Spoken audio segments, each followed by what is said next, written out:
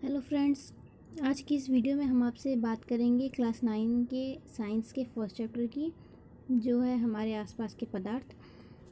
तो इस चैप्टर में हमने 2 वीडियो और पहले से अपलोड कर रखे हैं।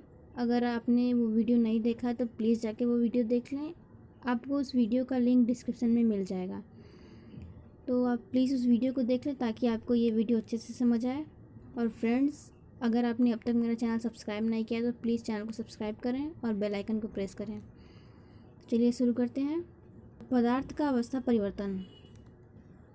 अवस्था परिवर्तन पर ताप का प्रभाव। हम देखते हैं कि गर्मी में बर्फ़ शीघ्रता से पिघलकर जल में बदल जाता है, अर्थात अवस्था परिवर्तन पर ताप का प्रभाव पड़ता है। पदार्थ की अवस्था परिवर्तन पर ताप परिवर्तन के प्रभाव का अध्ययन के लिए हम एक क्रियाकलाप करते हैं। हम उस क्रियाकलाप में देखेंगे कि हमें क्रियाकलाप करने के बाद क्या निष्कर्ष निकलता है। तो इस क्रियाकलाप में हम एक बीकर लेंगे। उस बीकर में हम 150 ग्राम बर्फ़ का टुकड़ा लेंगे और उसमें थर्मामीटर ऐसे लगाएंगे ताकि वो बर्फ़ को छूता हुआ रहे। फिर उसमें एक बर्नर जो लगा हुआ बर्नर है उसको हम ऑन करेंगे और धीमी आंच में बर्फ़ को पिघलाएंगे। और हम जब बर्फ़ पिघलने लगे तो हम तापमान को नोट कर लेंगे। थर्मामीटर में तापमान बढ़ेगा, उसको हम नोट कर लेंगे। और जब सारी बर्फ़ पिघल जाए, जल में परिवर्तित हो जाए, तब हम एक बार फिर से तापमान को नोट करेंगे। ठोस से जब द्रव अवस्था में होने वाले परिवर्तन को हम नोट कर लेंगे।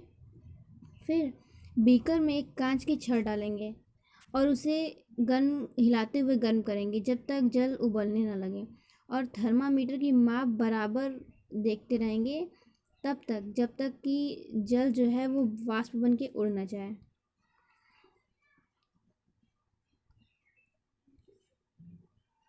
फिर जल के द्रव अवस्था से गैसीय अवस्था में परिवर्तन जो है उसको हम नोट कर लेंगे।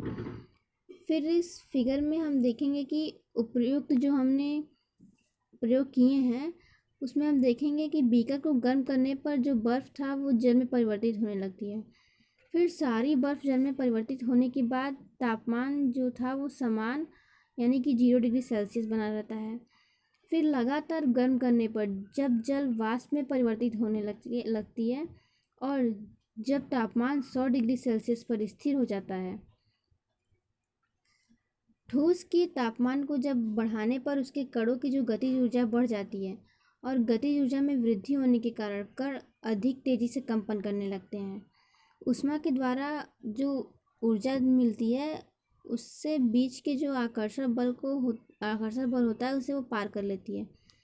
इस कारण जो कण है वो अपने नियत स्थान को छोड़कर अधिक स्वतंत्र होकर गति करने लगती है और एक अवस्था ऐसी आती है जब ठोस द्रव में परिवर्तित हो जाता है। तो हम बात करेंगे गलनांक की। गलनांक क्या होता है? तो जिस ताप पर ठोस अवस्था पिघलकर द्रव बन जाता है वह इसका गलनांक कहलाता है, यानी कि मेल्टिंग पॉइंट। यानी कि जिस ताप पर ठोस अवस्था जो होती है, यानी कि बर्फ, वो पिघलकर जल में परिवर्तित हो जाती है, उस ताप को हम गलनांक कहते हैं। संगलन। गलने की प्रक्रिया अर्थात ठोस से द्रव अवस्था में परिवर्तन को संगलन कहते हैं। और जो ठोस अवस्था यानी कि बर्फ़ का जल में परिवर्तन होने की जो प्रक्रिया होती है उसे हम संगलन कहते हैं। संगलन की गुप्त ऊष्मा। वायुमंडलीय दाब पर 1 किलोग्राम ठोस को उसके गलनांक पर द्रव में बदलने के लिए जितनी ऊर्जा की आवश्यकता होती है उसे संगलन की गुप्त ऊष्मा कहते हैं। एक बार फिर से, वायुमंडलीय दाब पर 1 किलोग्राम ठोस को उसके गलनांक पर द्रव में बदलने के लिए जितनी उसमें ऊष्मा की आवश्यकता होती है उसे संगलन कहते हैं।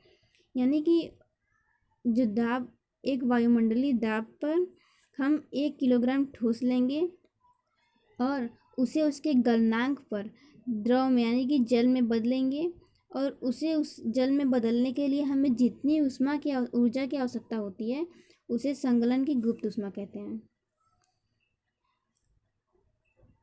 क्वथनांक। वायुमंडलीय दाब पर वह तापमान जिस पर द्रव उबलने लगता है उसे इसका क्वथनांक कहते हैं। वायुमंडलीय दाब पर वह तापमान जिस पर द्रव जो होता है वो उबलने लगता है, उसे इसका क्वथनांक कहते हैं। वाष्पीकरण की गुप्त ऊष्मा। वायुमंडलीय दाब पर 1 किलोग्राम द्रव को उसके क्वथनांक पर गैस में बदलने के लिए जितनी उसमें ऊर्जा की आवश्यकता होती है, उसे वाष्पीकरण की गुप्त ऊष्मा कहते हैं। तो क्वथनांक हमने जान लिया कि क्वथनांक वो होता है, यानी कि वायुमंडलीय दाब पर वह तापमान जिस पर द्रव उबलने लगता है, यानी कि द्रव को उबालने के लिए हमें जिस तापमान की आवश्यकता होती है उसे क्वथनांक कहते हैं। तो वाष्पीकरण की गुप्त ऊष्मा में हम देखेंगे कि वायुमंडलीय दाब पर 1 किलोग्राम द्रव्य यानी कि 1 किलोग्राम जल को लेकर उसके क्वथनांक पर हम गैस में, यहाँ पे द्रव्य नहीं रहेगा, यहाँ पे द्रव रहेगा, तो वायुमंडलीय दाब पर 1 किलोग्राम द्रव को उसके क्वथनांक पर गैस में बदलने के लिए हमें उसमें उस ऊर्जा की आवश्यकता होती है, उसे वाष्पीकरण की गुप्त ऊष्मा कहते हैं। एक नोट पॉइंट है, उसे आप देख लीजिए। तापमान का अंतर्राष्ट्रीय एसआई मात्रक केल्विन है। एसआई मात्रक केल्विन है। 0 डिग्री सेल्सियस पर 27,316 केल्विन होता है। सुविधा के लिए हम दशमलव को पूर्णांक बनाकर 0 डिग्री सेल्सियस बराबर 273 केल्विन में मानते हैं। तापमान की माप केल्विन से सेल्सियस में बदलने के लिए दिए हुए तापमान से 273 घटाना चाहिए। हमें 273 घटाना चाहिए ताकि हम तापमान की माप केल्विन से सेल्सियस में बदल दें, और सेल्सियस से केल्विन में बदलने के लिए दिए हुए तापमान में 273 जोड़ देना चाहिए। अगर हम उसमें 273 जोड़ देंगे तो हम सेल्सियस को केल्विन में बदल देंगे, और अगर हम 273 घटा देंगे तो हम केल्विन को सेल्सियस में बदल देंगे। तो अवस्था परिवर्तन पर दाब का प्रभाव। पदार्थ की विभिन्न अवस्थाओं में अंतर उनके घटक कणों के बीच की दूरी के कारण भी होता है। दाब के बढ़ने पर और तापमान घटने पर गैस द्रव में बदल जाती है, यानी कि हमारे पदार्थ की जो अवस्था होती है उसके परिवर्तन में दाब का क्या प्रभाव पड़ता है। तो पदार्थ की जो विभिन्न अवस्थाओं में अंतर उनके घटक कणों के बीच की दूरी के कारण भी होता है। हमने प्रीवियस वीडियो में आपको बताया था कि पदार्थ की जो अवस्थाएं होती हैं, ठोस, द्रव और गैस, उनमें जो कण होते हैं उनके बीच में एक रिक्त स्थान होता है, उनके बीच में दूरी होती है। जैसे अगर ठोस की बात करें तो ठोस के कणों के मध्य रिक्त स्थान जो होता है वो बिल्कुल कम होता है या न के बराबर होता है, और जो द्रव होते हैं उनके बीच जो रिक्त स्थान होता है वो ठोसों से अधिक होता है, और गैसीय अवस्था में जो कणों के बीच रिक्त स्थान होता है वो द्रव और ठोस से अधिक होता है, यानी कि सबसे अधिक रिक्त स्थान गैसों में होता है।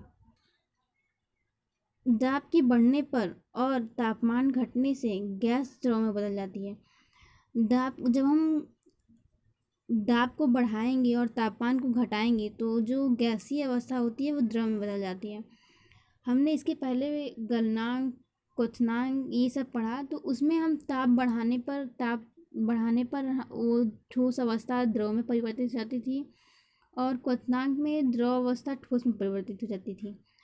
लेकिन इसमें अगर उसी तरह अगर हम ताप को घटा दें तो जो गैस अवस्था होगी वो द्रव में परिवर्तित हो जाएगी, और ताप बढ़ जाए तब भी उसमें परिवर्तन हो जाएगा।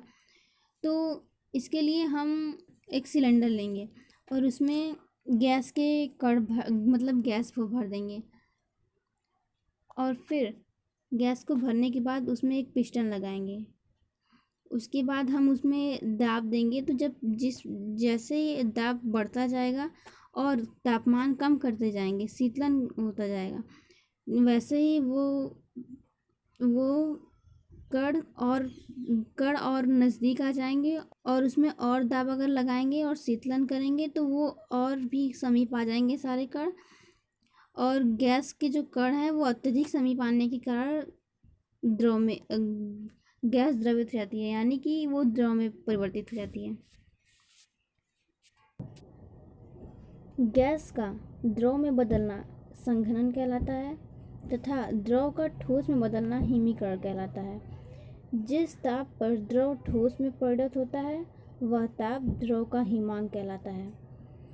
यानी कि गैस जो है वो द्रव में जिस ताप पर परिवर्तित होता है वह संघनन कहलाता है, और द्रव जो है वो ठोस में जिस ताप पर परिवर्तित होता है वो हिमीकरण कहलाता है।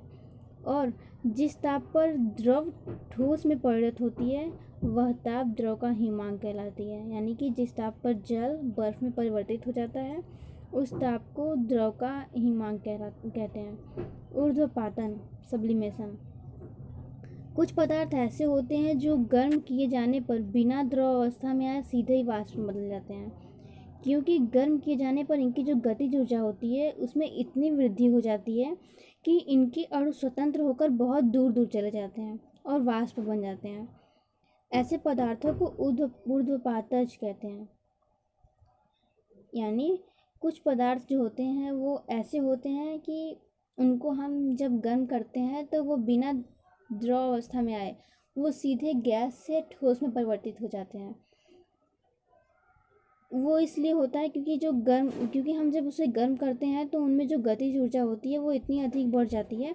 ठोस के कण होते हैं वो इतने दूर दूर चले जाते हैं कि वो सीधे गैस अवस्था में परिवर्तित हो जाते हैं, यानी कि वाष्प बन जाते हैं। ऐसे पदार्थों को ऊर्ध्वपातज कहते हैं। और द्रव अवस्था में परिवर्तित हुए बिना ठोस अवस्था से सीधे गैस अवस्था और वापस ठोस अवस्था में बदलने की प्रक्रिया को ऊर्ध्वपातन कहते हैं। यानी कि द्रव अवस्था में परिवर्तित हुए बिना ठोस अवस्था से सीधे गैस अवस्था और वापस ठोस में बदलने की प्रक्रिया को ऊर्ध्वपातन कहते हैं।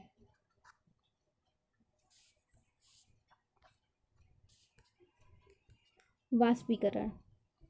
क्वथनांक से कम ताप पर द्रव के वाष्प में परिवर्तित होने की इस प्रक्रिया को वाष्पीकरण कहते हैं। वाष्पीकरण वह प्रक्रिया होती है जिसमें क्वथनांक से कम ताप पर द्रव जो है वो वाष्प में परिवर्तित हो जाता है। वाष्पीकरण को प्रभावित करने वाले कारक। वाष्पीकरण की दर निम्नलिखित बातों पर निर्भर करती है। पहला है सतह के क्षेत्रफल पर। यानी वाष्पीकरण एक सतही प्रक्रिया है, यानी ऐसी प्रक्रिया जो सतह पर होती है, और सतह का क्षेत्रफल बढ़ने पर वाष्पीकरण की दर भी बढ़ जाती है। इसलिए कपड़े सुखाने के लिए हम उन्हें फैला देते हैं। ये एग्जाम्पल है कि वाष्पीकरण के लिए जो सतह होती है उसे हम जितना बढ़ाएंगे उसकी वाष्पीकरण की दर उतनी बढ़ जाती है। इसीलिए एक एग्जाम्पल है कि कपड़े सुखाने के लिए हम उन्हें फैला देते हैं। जैसे ही उनका क्षेत्रफल बढ़ जाता है उन्हें हम फैला देते हैं, वाष्पीकरण की प्रक्रिया और तेज होने लगती है जिससे कपड़े जल्दी सूख जाते हैं। और दूसरा कारक है तापमान पर। यानी तापमान बढ़ने पर अधिक कणों को पर्याप्त गतिज ऊर्जा मिलती है जिससे वे वाष्पीकृत हो जाते हैं। लेकिन जब हम तापमान बढ़ाते हैं तो उसमें जो कण होते हैं उन्हें गतिज ऊर्जा मिलती है। उन्हें जितनी अधिक गतिज ऊर्जा मिलेगी वो उतने ज़्यादा वाष्पीकृत होंगे। उनके कणों के बीच की दूरी उतनी अधिक होगी और वो वाष्प में बदल जाएंगे। और तीसरा कारक है आर्द्रता का प्रभाव। वायु में विद्यमान जो जलवाष्प की मात्रा है उसे हम आर्द्रता कहते हैं। यानी कि वायु में जो जलवाष्प की मात्रा विद्यमान है उसे हम आर्द्रता कहते हैं। किसी निश्चित तापमान पर हमारे आसपास की वायु में एक निश्चित मात्रा में ही जलवाष्प होता है, और जब वायु में जल कणों की मात्रा पहले से ही अधिक होगी तो वाष्पीकरण की दर घट जाएगी। और यही कारण है कि बरसात के दिनों में कपड़े देर से सूखते हैं, जबकि शुष्क मौसम में यानी कि गर्मी के दिनों में कपड़े बहुत ही जल्दी सूख जाते हैं। और चौथा जो कारक है वो है वायु की गति पर। यानी तेज हवा जब चलती है तो उस वायु में कपड़े बहुत जल्दी सूख जाते हैं। वायु होने से जलवाष्प के जो कण होते हैं वो वायु के साथ उड़ जाते हैं, जिससे आसपास के जलवाष्प की मात्रा जो होती है वो घट जाती है। तो वाष्पीकरण को प्रभावित करने वाला जो कारक है वही इन्हीं 4 बातों पर निर्भर करती है। पहला है सतह के क्षेत्रफल पर, तापमान पर, आर्द्रता का प्रभाव यानी कि जो आर्द्रता है उस पर, और वायु की गति पर। वाष्पीकरण के कारण शीतलन। वाष्पीकरण के कारण शीतलन उत्पन्न होती है, जिसका कारण है जब कोई द्रव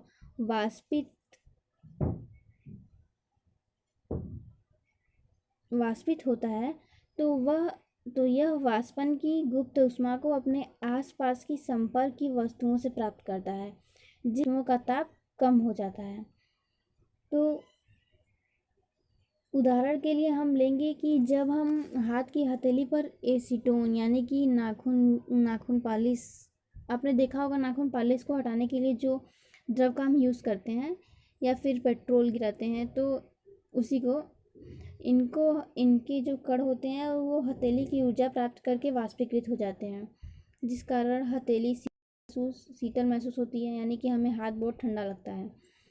ऐसे ही जब गर्मी के दिनों में गर्मी के दिनों में जो जल को ठंडा रखने के लिए मिट्टी के घड़ों में रखा जाता है, तो मिट्टी के घड़े यानी कि मटके में छिद्र होते हैं, बहुत छोटे छोटे छिद्र होते हैं, जिनमें से जल रिस कर बाहर आ जाता है और वायु लगने से वाष्प बन जाता है। यह वाष्प बनने में जो ऊष्मा अवशोषित करता है वह अंदर के जल से लेता है, जिससे वह ठंडा हो जाता है।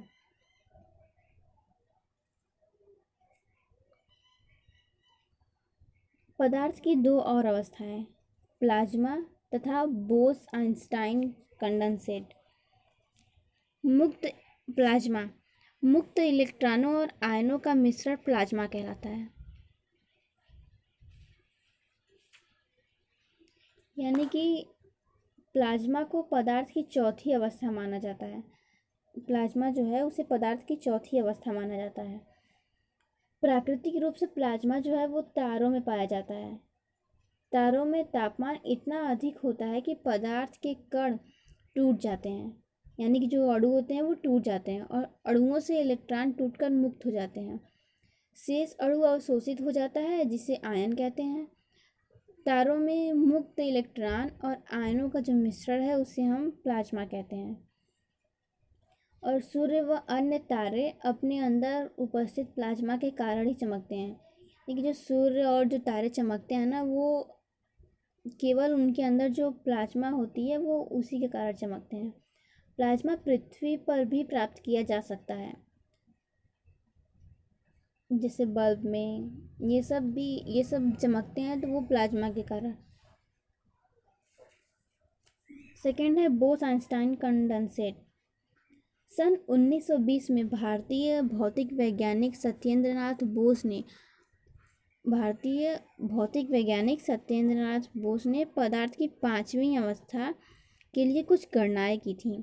उन गणनाओं के आधार पर अल्बर्ट आइंस्टाइन ने पदार्थ की एक नई अवस्था की भविष्यवाणी की, जिसे बोस-आइंस्टाइन कंडेंसेट यानी कि बीईसी कहा गया। सन 2001 में अमेरिका के वैज्ञानिक ने इस अवस्था को प्राप्त करने के लिए भौतिकी में नोबेल पुरस्कार पाया और सामान्य वायु के घनत्व के लाखवें भाग जितने कम घनत्व वाली गैस को बहुत ही कम तापमान पर ठंडा करने से बीईसी तैयार होता है। तो friends, thanks for watching my video. अगर आपको ये वीडियो पसंद आया हो तो प्लीज़ वीडियो को लाइक करें, शेयर करें और प्लीज़ चैनल को सब्सक्राइब करें और बेल आइकन को प्रेस करना ना भूलें।